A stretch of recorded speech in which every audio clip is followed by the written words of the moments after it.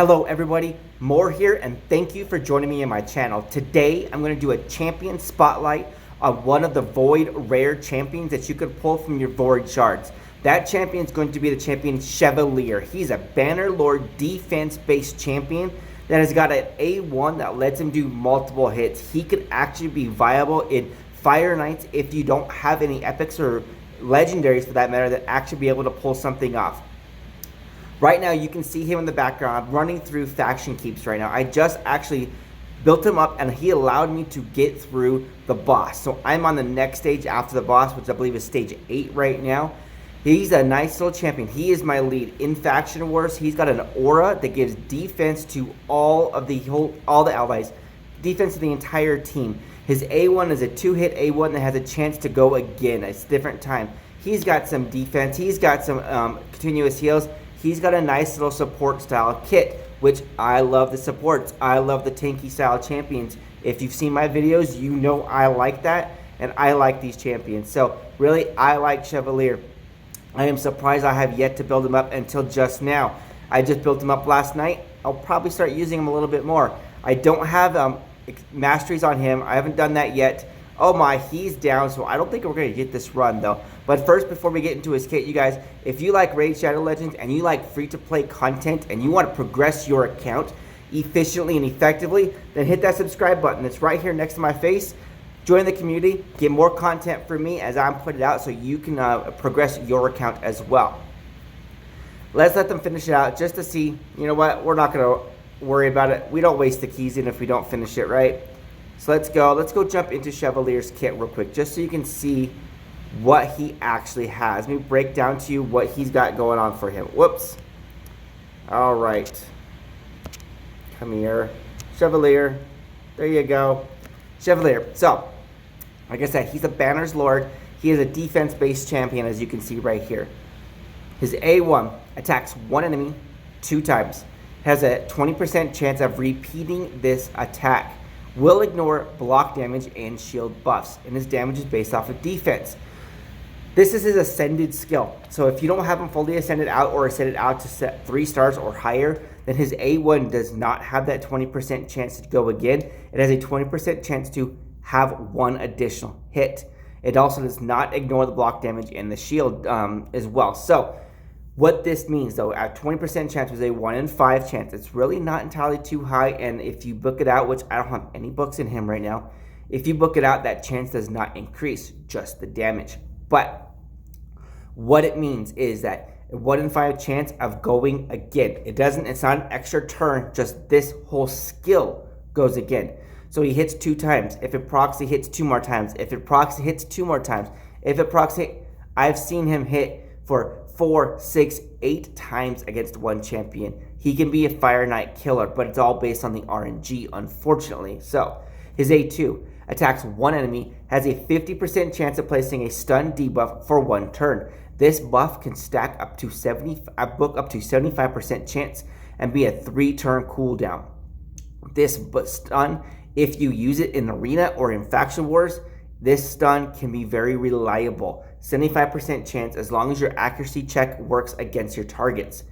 His A3, this is where his support style stuff kicks in a little bit. Places a 30% increased defense. Yes, it's the lower style defense, but it's still there. And a 7.5% continuous heal. Again, the lower style defense, but he's only a rare. Buff on all allies for 2 turns. Be booked to a 4-turn cooldown.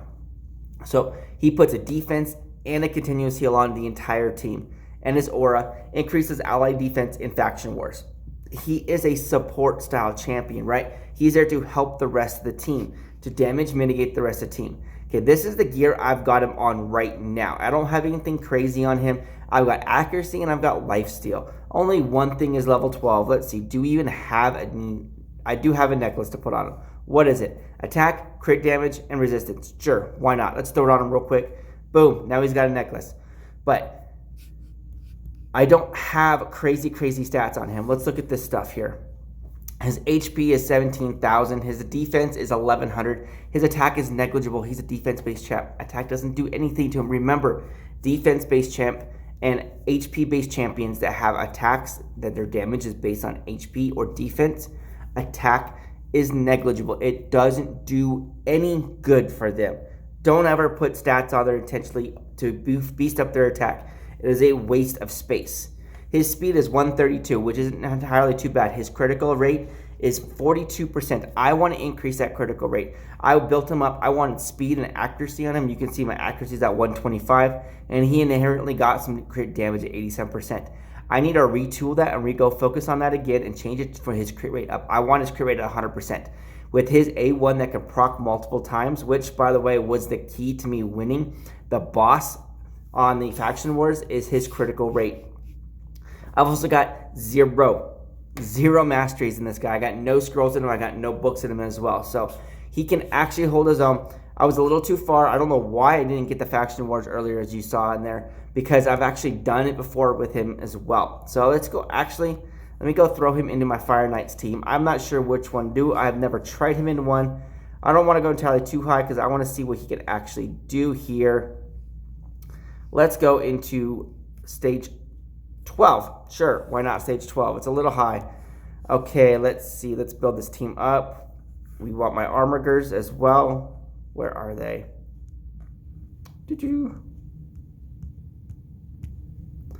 But we don't want to replace.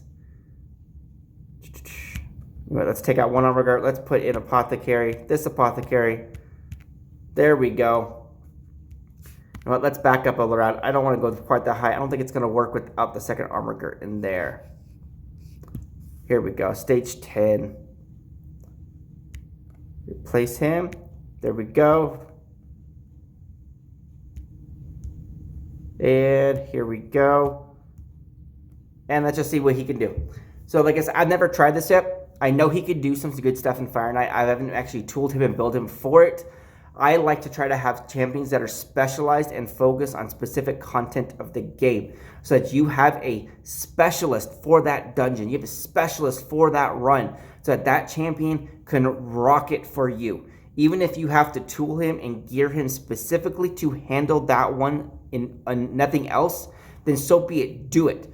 If you do it like that, then you have specific champions that will just carry your team through that. Look at that. There we go. Chevalier did 2 hits on his A1 right there. Let's see if he can pull off a multiple hit A1 for it to rock a couple different times. But we were able to pull the shield out, and look, Queen Eva's got the heal reduction on there, which is one reason why I have her on the team. I've also got her there for a critical hit increase. It's not needed anymore because I have both my Armageddons, which Archie aren't. They're right now both at 100%. I could probably pull her out right now and check this out and give Chevalier a little bit better of a test. Just for you guys. We might do that right after this real quick, just to see what we can do without the Queen Eva. Queen Eva, she's a big nuker in there. And we need some more multiple hits in the A1s, don't we? Yes, we do. Let's keep this rolling. Let's see what they can do. So who should I put in there for Queen Eva? Should I put in there the other Armiger? Which I think I might, but the other Armiger's only got 1 hit A1. Don't know. But he's got his critical rate hit decrease turn meter A1. That was a mouthful. Sorry, you guys. So Queen Eva, who should we replace for Queen Eva? I can put another Apothecary that he can handle his own. It's a level 50. He only hit twice there. It's a level 50 A1, a level 50 Apothecary. Put him in there for another 3 hit A1. And put another Armiger in there for the dual turn meter control. I can't put another Chevalier in there. Another Chevalier would actually be pretty cool. They can actually go in there. They can just rip through his shield. But who should I put in there? I'm not entirely too sure right now. Brainstorming, trying to figure out. I think probably put in Apothecary. Go dual Apothecary. Do 2 Apothecaries, 1 Chevalier, 1 Miscreated Monster, and 1 Armiger. All right, let's just see. So you can see a little bit better what Chevalier can actually do here. He's probably going to fail me, isn't he, and not show up to the fight. It's okay, though. Where is the other? There he is. Is that the one we want? Want to do him? Want to do Jizzo? Let's do Jizzo instead. Nobody uses Jizzo before. Hardly anybody uses Jizzo. Jizzo's got an aura that gives increased attack. It's going to do nothing for anybody except for Apothecary. Everybody else on my team is... Actually, yeah, everybody is either defense-based or HP. If Miscreated Monster is HP-based, the other 3 are all defense-based champions. So unfortunately, without Queen Eva, we don't have the AoE damage output that we did before. So we can't clear these waves quite as easily. But this team, all of them have, except for Armiger, have multi-hit A1s to be able to get through the actual boss just a wee bit faster. That's the idea. That's the intent. We'll see if it works out like that. Plus, Jizzo he's actually got a counter attack that he can throw onto people that he usually puts onto Apothecary. And you know what? Real quick, sorry you guys, I just thought of a little bit slightly different, better team. Let's pull out Armiger real quick, you guys. Armiger, come here. Cancel Armiger. Where is he? I want to put in War Chief for you guys to see. War Chief. There we go. Now we don't have, all we have is multi-hit A1s for everybody. We have Miscreated Monster, and we have Jizzo, and we have Chevalier with 2-hit A1s, Apothecary, and War Chief with 3-hit A1s. So now we should be able to rip through this Fire Knight shield pretty easily. We just can't control his turn meter is the only issue and problem with this team. We have no heal reduction on this team. It's just straight up multi-hit A1s. We'll see if this team can do anything, can make it happen, and hopefully Chevalier can actually proc his A1 multi-hit a couple different times so you can see what it actually looks like. Okay, so we're here. Jizzo, he's going to put a shield and a counterattack up if he hasn't used it already. Boom, Chevalier just went 4 hits on his A1. That's how it's supposed to work. That was only a 20% chance. That's a 1 in 5% chance. Jizzo just counterattacked, put the counterattack on Miscreated Monster. So Miscreated Monster is going to go again right now. War Chief's got that built-in reflect damage, plus his 3-hit A1. We can dwindle through and burn through his shield. Chevalier just did it again, 4 hits again.